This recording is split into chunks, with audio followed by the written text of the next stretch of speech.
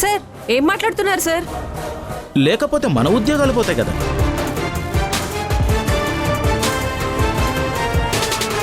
ఏమా, ఇక్కడ నీకు ఎవరైనా తెలుసా? తెలీదు సార్. నిన్ను తీసుకొచ్చాడని చెప్పావే, అతనేడి? టీ ఎస్టేట్ కి వెళ్ళారు, అక్కడి నుంచి నన్ను తీసుకొచ్చారు. ఓ, ఈ పిల్లని ఆ దేవుడు తప్ప ఎవ్వరూ కాపాడలేరు. పాపం.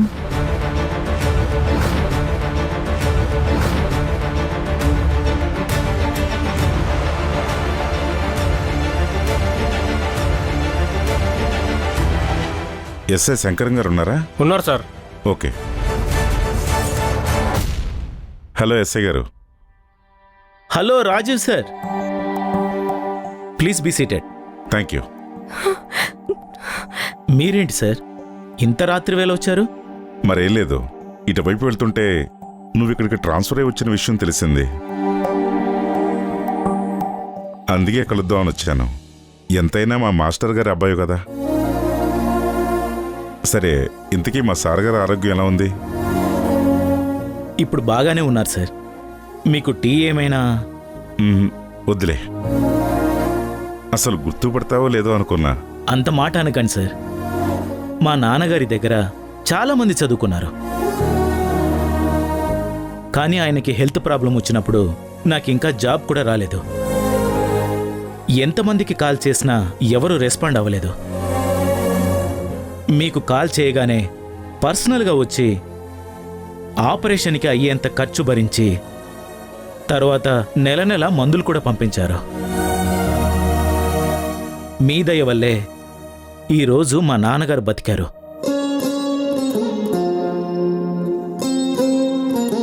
మీరు చల్లగా ఉండాలని నేను ఆ దేవుని ప్రార్థిస్తున్నాను సార్. భలేవాడివే. ఇవాళ నేను ఈ స్థాయికి రావడానికి కారణం మీ నాన్నగారు. ఆయనకి నేను చేసింది చాలా తక్కువ. సారు వచ్చాక ఒకసారి ఇంటికి తీసుకురండి. భవానీ నగర్ 2nd స్ట్రీట్లో ఉంటాను. అక్కడ రాజీవ్ పీపీ ఇండస్ట్రీస్ అంటే ఎవరైనా చెప్తారు. పీపీ గ్రూప్సా? ఈయన ద్వారా చెప్పిస్తే బయటపడతానేమో. రాజీవ్ సార్,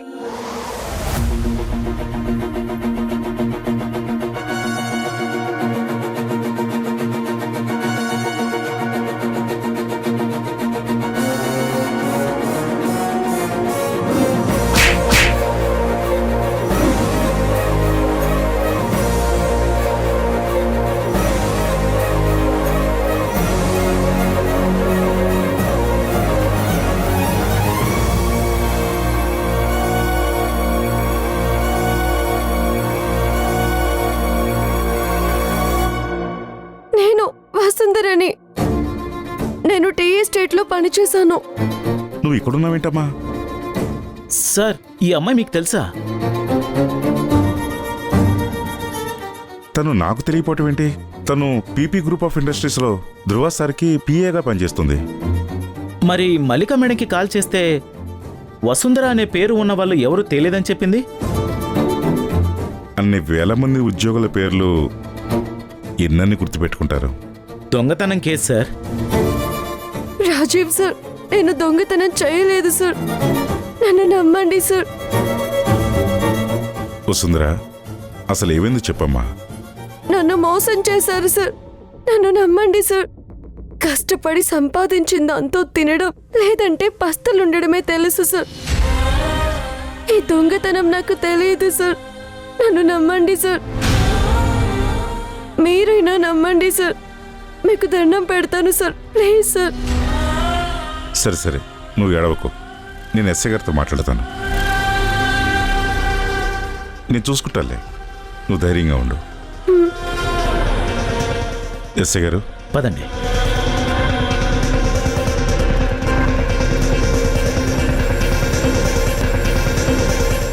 ఎస్ఐ గారు, ఆ అమ్మాయి నాకు బాగా తెలుసు. ఈ అమ్మాయిని ఎవరో ట్రాప్లో ఇరికించారు. నాకు అదే అనిపిస్తుంది సార్. ఎవరో గ్రీష్మ అని తనని గోల్డ్ షాప్కి పంపించిందని చెప్తుంది.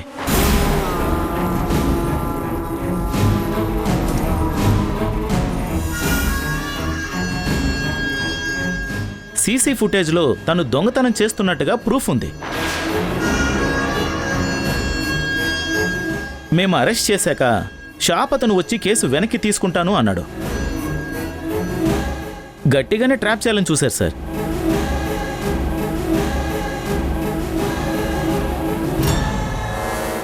ఇదే సార్ ఆ చైను.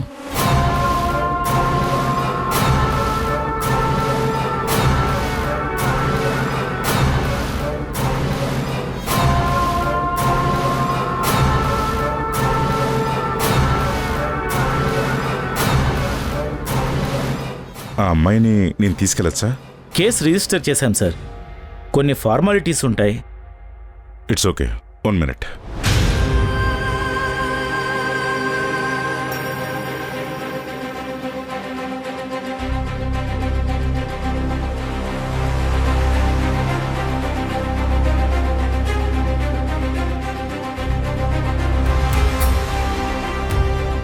మా లాయర్ వస్తున్నాడు, ఫార్మాలిటీస్ అన్ని పూర్తి చేస్తాడు.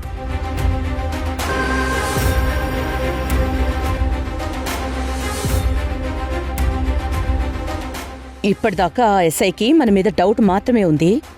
ఇప్పుడు మనమే ఏదో చేశామని కన్ఫర్మ్ చేసుకుంటాడు. ఆంటీ, సిఐ గారికి కాల్ చేస్తానన్నారు. చేశాను, లైన్ దొరకట్లేదు.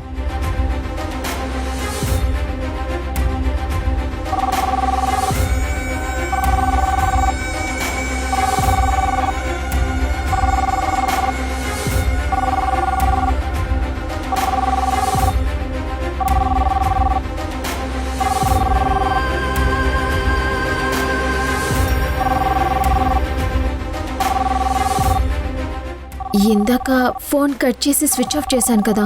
ధ్రువ ల్యాండ్లైన్కి కాల్ చేసి ఉంటాడు. వెళ్ళి లిఫ్ట్ చేయి. ఆంటీ, ఏం చెప్పను? అబద్ధాలు చెప్పడం నీకు బాగా అలవాటే కదా. ఎవరూ నీకు నేర్పించాల్సిన అవసరం లేదు. అన్నీ నాకు చెప్పే చేస్తున్నావుగా మరి. వెళ్ళి తీపో.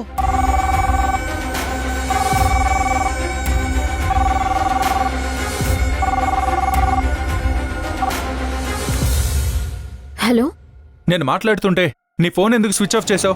నేనెందుకు చేస్తాను? ఛార్జింగ్ అయిపోయింది, స్విచ్ ఆఫ్ అయిపోయింది. వసుంధర ఎక్కడా? నిద్రపోతుంది. నేను ఫోన్ చేయమన్నానని చెప్పలేదా? చెప్పాను, తను చేయలేదంటే నా తప్పేంటి? నీ ఫోన్ ఛార్జింగ్ అయిపోతే అమ్మ ఫోన్ కూడా ఛార్జింగ్ అయిపోయిందా? తందెందుకు స్విచ్ ఆఫ్ వస్తుంది?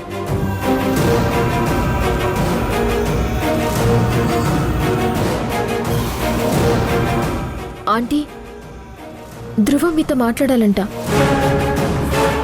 హెడేక్ ఉందని చెప్పు. ఆంటీకి ఫుల్ హెడేక్. రాగానే స్విచ్ ఆఫ్ చేసి పడుకున్నారు.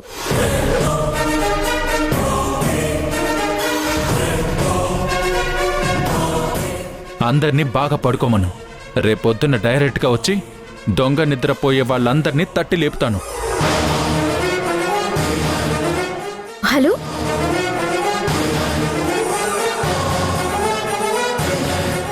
ఆంటీ, రేపు వస్తాను అంటున్నాడు. అయిపోయింది ఆంటీ, నా పని పూర్తిగా అయిపోయింది. నీతో పాటు నన్ను ఇరికించావుగా. ఛీ!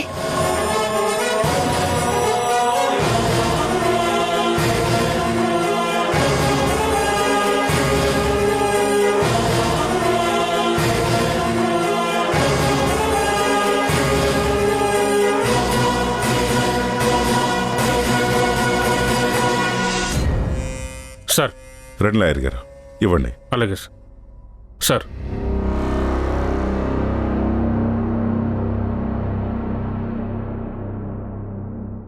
కానిస్టేబుల్, ఆ అమ్మాయిని రిలీజ్ చేయండి. కానీ ఫార్మాలిటీస్ నేను చూసుకుంటాను, మీరు తీసుకెళ్ళండి. Thank you so much.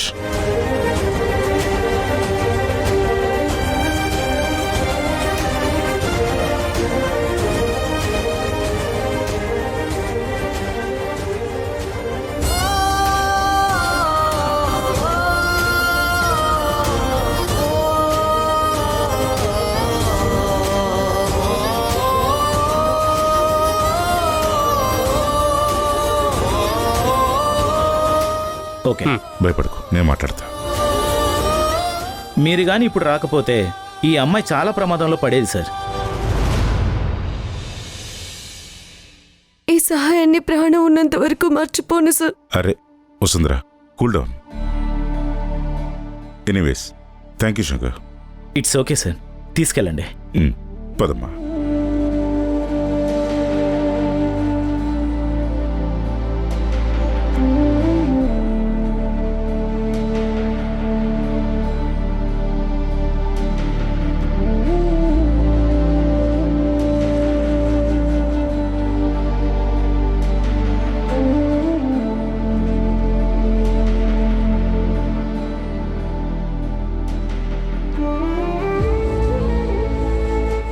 ఏమైంది వసుంధరా?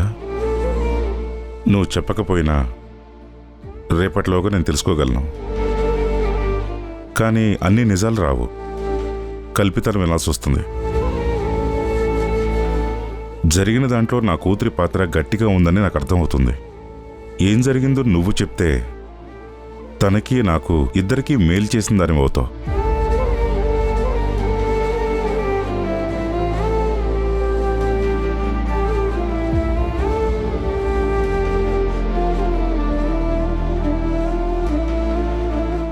నిజం సార్, ఇందులో నా తప్పేమీ లేదు.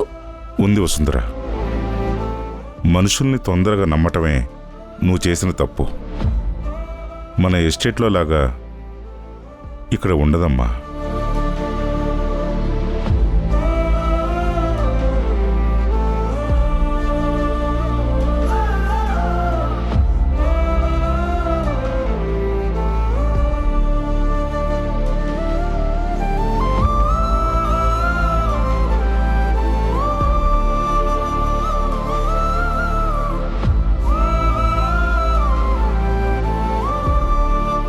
ఇది మన ఇల్లే, రామ్మా.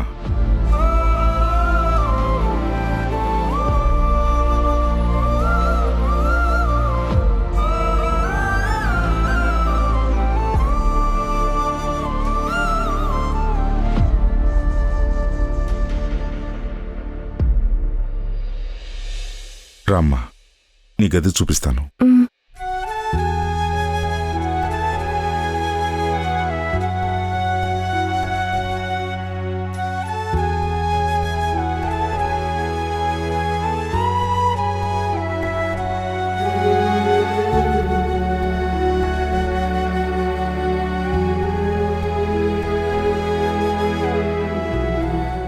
నువ్వు ఈ గదిలో విశ్రాంతి తీసుకోమ్మా. అలాగే సార్. అవును, పొద్దుటినుంచి ఏమన్నా తిన్నావా? ఇంట్లో వండి పెట్టడానికి కూడా ఎవరూ లేరు. మీరు తినరా సార్? నా కూతురు చేస్తున్న పనులకి ఆకలి చచ్చిపోయిందమ్మా. మీరు తింటానంటే నేను వండి పెడతాను సార్. 10 నిమిషాల్లో వంట రెడీ చేస్తాను. సరే, నువ్వు చెయ్యి, ఇద్దరం కలిసి భోంచేద్దాం.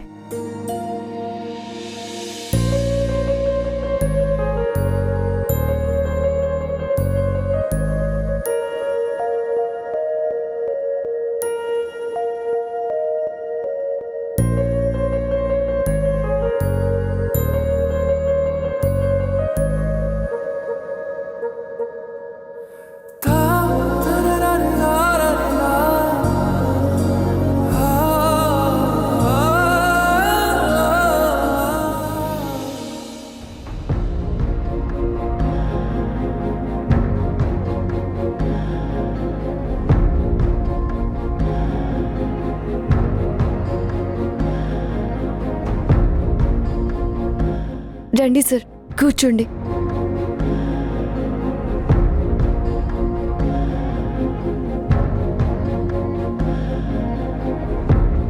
తొందరగా అయిపోతుందని ఉప్మా చేశాను సార్. మీకు ఇష్టమో లేదో నాకు తెలీదు, కానీ నేను చేసిన ఉప్మా మా నాన్నతో పాటు ఎవరు తిన్నా కూడా బాగుందనే అంటారు. పెట్టమ్మా. చాలు చాలు చాలు చాలు, నువ్వు కూడా తినమ్మా. పర్లేదు సార్. నేను మిమ్మల్ని చాలాసార్లు కలవాలనుకున్నాను, కానీ కుదరలేదు. మా నాన్న ఎప్పుడూ మీ గురించి గొప్పగా చెప్పేవాడు. ఎస్టేట్లో మీరు అందరి బాధలు అర్థం చేసుకుంటారని, చాలా మంచివారని, చాలా తెలివైన వారని చెప్పేవాడు. అంత మంచివాడినో కాదో తెలియదు కానీ తెలివైన వాడినే. అందుకే కంపెనీ జీతం ఇస్తుంది. అయితే కొన్ని పొడుపు కథలు అడిగినా? పొడుపు కదలా? అడుగు. నాకు నోరుంది కానీ మాట్లాడలేను. నాకు తల ఉంది కానీ ఏడవలేను. నేను పరిగెత్తుతాను కానీ నడవలేను. ఎవరు నేను?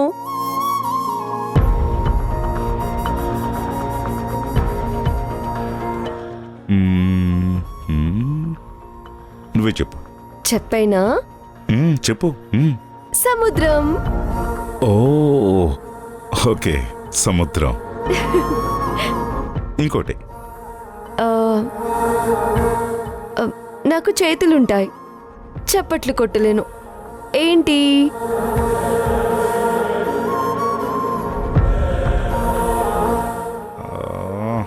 తెలియట్లేదమ్మా, నువ్వే చెప్పు. గడియారం.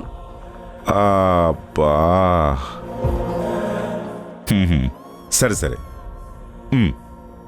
చివరి ప్రశ్న అడుగు, ఈసారి ఖచ్చితంగా చెప్తాను. చివరిదా?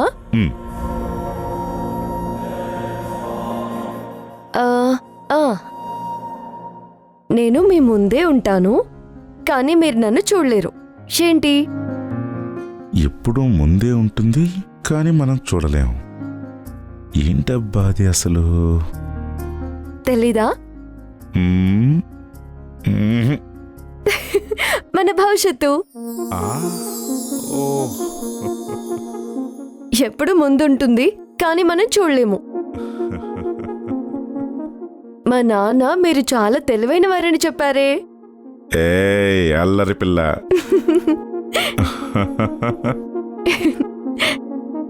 క్షమించండి, మనసు బాగోకపోతే సరిగ్గా తినలేము.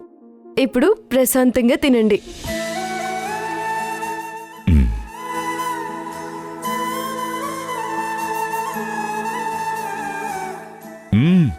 చాలా బాగుందమ్మా, ఇంకొంచెం పెట్టు.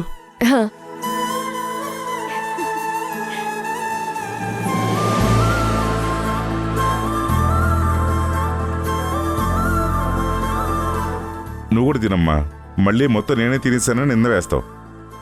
రా కూర్చో, తిను. కూర్చో.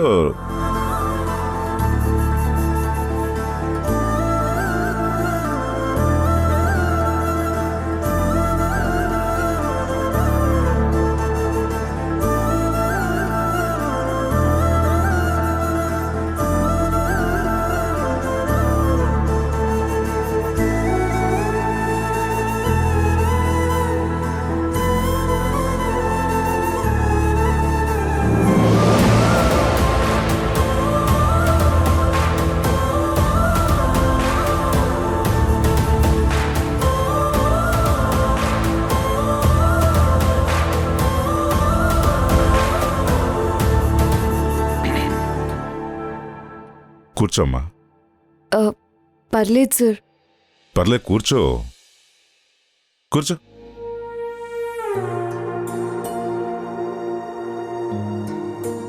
తృప్తిగా తిన్నాను తల్లి. పొద్దుటి నుంచి ఎన్ని టెన్షన్స్ పడ్డావో, కానీ ఒక మనిషి ఏమీ తినలేదని మళ్ళీ శ్రమ తీసుకుని వండి పెట్టావు.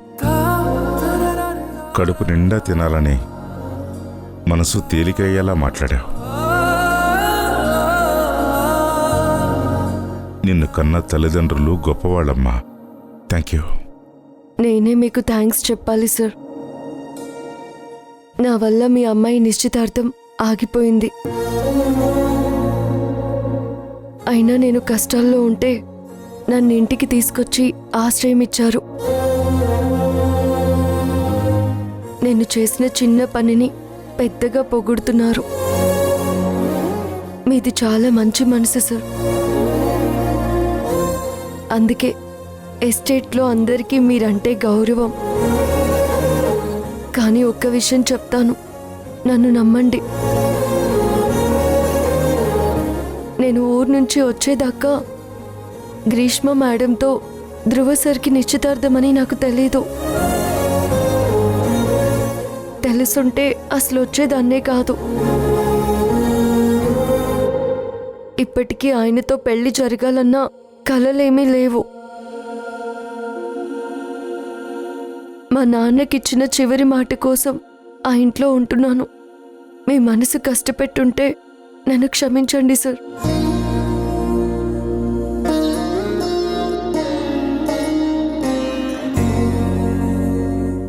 ఈ రోజుల్లో అమ్మా నాన్నలు ఒప్పుకోకుండా చాలా పెళ్లిళ్ళు జరుగుతున్నాయి డాడీ. నా పెళ్లి ఎలా జరగాలో మీరే డిసైడ్ చేసుకుందరు గాని.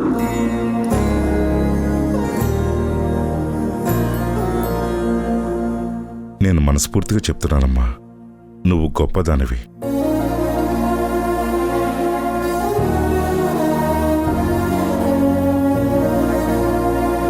క్యారెక్టర్ ఉన్న పిల్ల ఇంటికి కోడలు కావాలి అనుకునేవాళ్ళు వసుంధరని వద్దనుకోరే.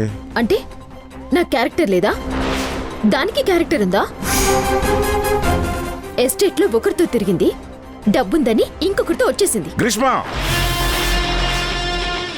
జరిగిన విషయమంతా మా నాన్నకి చెప్పి ఆయన మనసులో నా మీద ద్వేషం కల్పించాలని నీ ప్లాన్.